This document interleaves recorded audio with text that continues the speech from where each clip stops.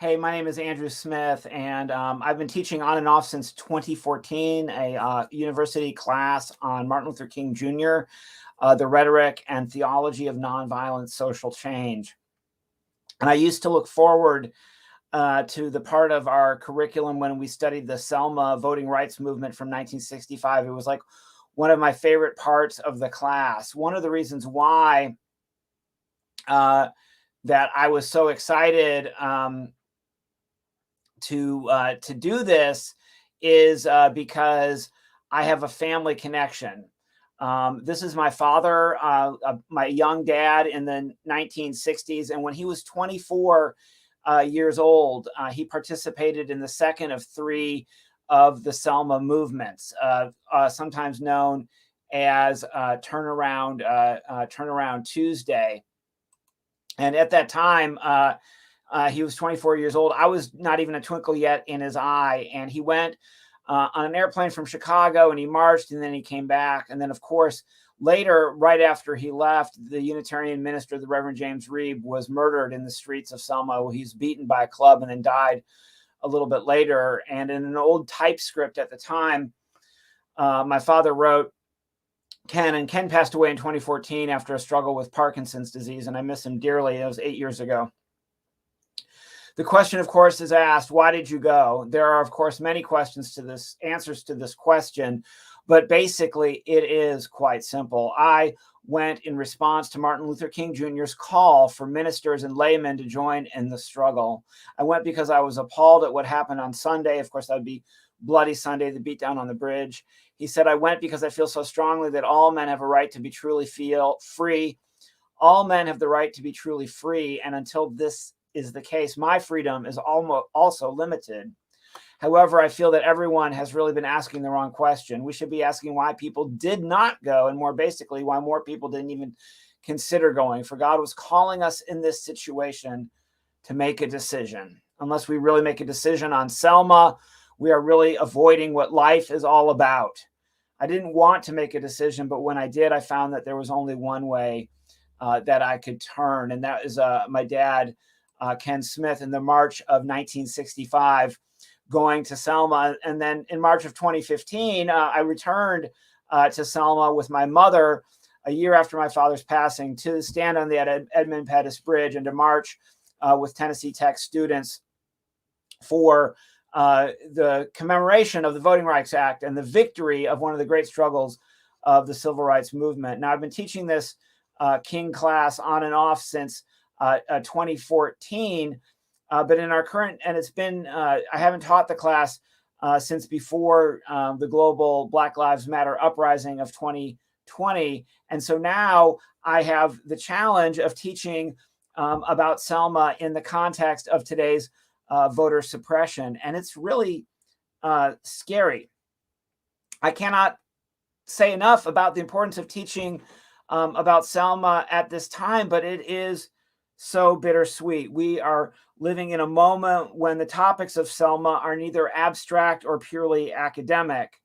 I love rewatching the documentary footage and the fictional Selma movie.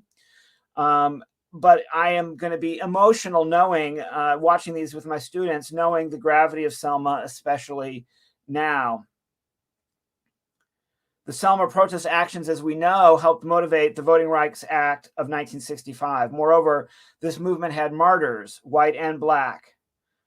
And for me, it's personal when I think about my dad going and then James Reeb being murdered right after that. In 2015, when we went for the 50th anniversary of all of these events, the Bloody Sunday, then Turnaround Tuesday, and then finally the successful march when they marched all the way to Montgomery. And it was great to stand in those streets and even meet some people there, like Professor Martin Marty, to meet people there who marched with my dad in 1965. You know, when I was growing up in activist movements in the 80s and 90s, peace movements and civil rights justice movements, it was fashionable among some of my colleagues to say that voting really didn't matter, that, you know, if voting could change anything, they would make it illegal.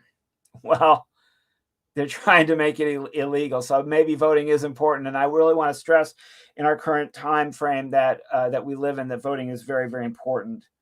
Scholars have studied the pivotal role that the Voting Rights Act played to increase civic participation, especially for African American voters. In recent years, the strength of the Voting Rights Act has been so diminished by various factors that some might say it has been entirely dismantled. Notwithstanding heroic gains in learning about the dangers of prison and police in our communities and other things, what does the status of the Voting Rights Act today say about civil rights gains of yesterday? A very current attempt, recent, just like a few weeks ago, to revive the Voting Rights Act in the name of the late Congressman John Lewis. And of course, he led that first march in Selma. The John Lewis Voting Rights Act was stalled in a split Senate. Given the amplified racial injustices of the last decade, noting mass incarceration and the many murders of Black people by law enforcement, coupled with de facto segregation and further eroding of civil rights, it could be argued, folks, that today we are living in a time where the material circumstances for civil rights in the United States are worse than they were in 1965, some 57 years ago. One could say it is heartbreaking to name that so many gains have been lost or hang in the balance, so much that we wonder again if the martyrs for Selma died in vain. At this point, if the revived Voting Rights Act were not a vigorous corrective to well-coordinated and politically motivated voter suppression efforts, it would not be so visibly opposed. Opposition to the John Lewis Voting Rights Act proves that we need the new Voting Rights Act. The vigorous opposition to the John Lewis Voting Rights Act proves why we need the new Voting Rights Act. The question for an engaged scholar studying a past that lives on in our present is, what is it for the responsible follower of Martin Luther King, whether scholar or religious practitioner or social justice activist? What is the responsible thing to do next? Voter suppression in our current context looks like things like stricter voter ID laws, cutting back on the availability of early voting, mass purges of voter rolls, and then continued disenfranchisement, especially of former incarcerated persons. These voter suppression measures disproportionately impact people of color, students, the elderly, and people with disabilities. And then, of course, there is the gerrymandering that's going on to change who votes and when and what district and who represents what district. And that's happened to my district very recently here in Tennessee.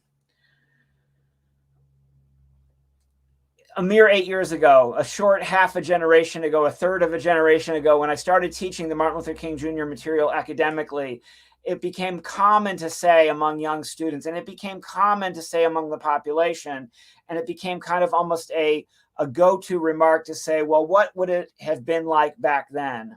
And remember that my daddy said not so many people marched in Selma. A lot of people didn't go. People were afraid to go. People did not even think about supporting the movement back then. Many stood on the sidelines. But we like to say, when this conversation has gone on, I've heard it go on among students and friends and colleagues, what if I lived back then? What would I have done? Where would I have stood? Would I have stood on the bridge with John Lewis and Martin Luther King Jr. and my dad, Ken Smith? Or would I have stood on the sidelines? Would I have risked my reputation and my career for progress, or would I have cowered in fear? Well, our world has had to choose between people like Cori Bush and Rashida Tlaib, new representatives, or Lauren Boebert and Marjorie Taylor Greene. Our generation has lived in the moment when we've had to decide, will we stand with the memories of hashtag George Floyd, hashtag Breonna Taylor, or will we stand with Kyle Rittenhouse and Derek Chauvin? We can no longer say, what if I had lived then? We're living now in a moment of great civil rights erosion and progress simultaneously, and we have to decide where we will stand. It breaks my heart that it's dishonest today to talk about the victory for voting rights that was Selma when I am living in the whirlwind of the defeat of voting rights, which is the recent defeat of the John Lewis Voting Rights Act, and the coming, I'm sure, electoral challenges we'll face in the midterm in places like Georgia and places like Kentucky and Florida and Texas, and even where I live here in Tennessee. So long live James Reeb, and long live Martin Luther King Jr., and long live the martyrs of the Selma movement, and long live my dad, Ken Smith, and everybody else who marched for voting rights in the 60s and who was working for voting rights very much so today.